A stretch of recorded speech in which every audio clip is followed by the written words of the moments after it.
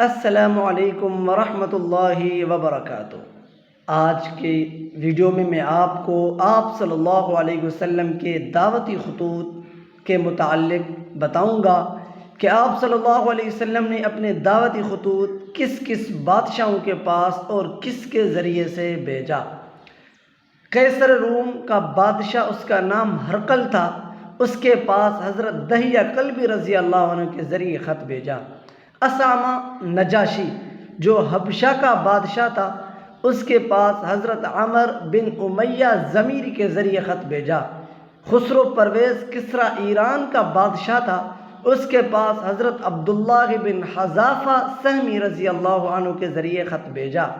مقوقس حضرت عزیز مصر تھا، اس کے طرف حضرت حاطب بن ابی بلتع رضی اللہ عنہ کے خط بھیجا۔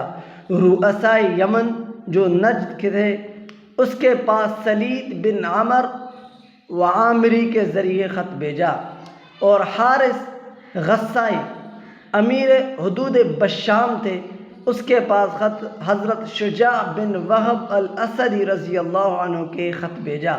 آپ صلی اللہ علیہ وسلم کے گدوں کے نام یعفور اور عفیر تھا۔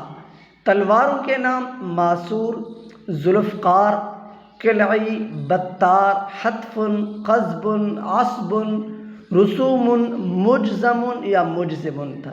نیزوں کے نام مثوا، مثنی، غمزہ۔ لاٹھیوں کے نام محجن، عرجون، ممشوق تھا۔ کمانوں کے نام شداد، زورا، روحا، صفرا، بیضاء، کتوم تھا۔ ترکش کے نام جمع اور کافور تھا۔ السلام علیکم ورحمۃ اللہ